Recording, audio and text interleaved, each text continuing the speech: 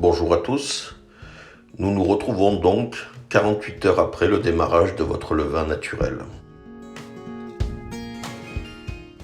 Nous pouvons voir que notre levain est légèrement actif, quelques bulles sur le dessus et le levain un peu plus pâteux qu'au démarrage. Ce n'est que le début de l'histoire. Il va falloir bien sûr le nourrir de façon régulière.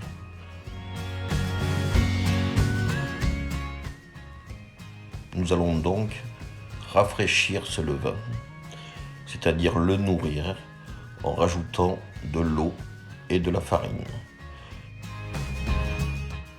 Les 3 prochaines étapes, les 3 prochains rafraîchis, leur process, la quantité des ingrédients, tout est noté dans les organigrammes et documents mis en début et fin de vidéo. Nous faisons donc le premier rafraîchi ensemble. Nous avons rajouté en premier de la farine de seigle, 20 g, de la farine type 80, 30 g, de l'eau à 40 degrés, 50 g. Nous avons donc doublé la quantité du levain existant. Un petit coup de fouet pour arriver à un mélange sans grumeaux. Puis nous allons verser notre levain dans notre bocal de conservation. Une petite prise de température va nous permettre de vérifier notre température idéale qui devrait être autour de 28 degrés.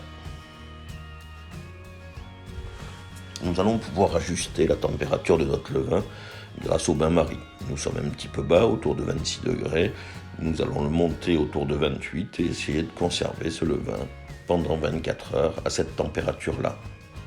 Cette action de rafraîchi sera renouvelée 2 fois, avec toujours 24 heures d'attente entre les deux. Tous les process et organigrammes se trouvent en début et fin de cette vidéo.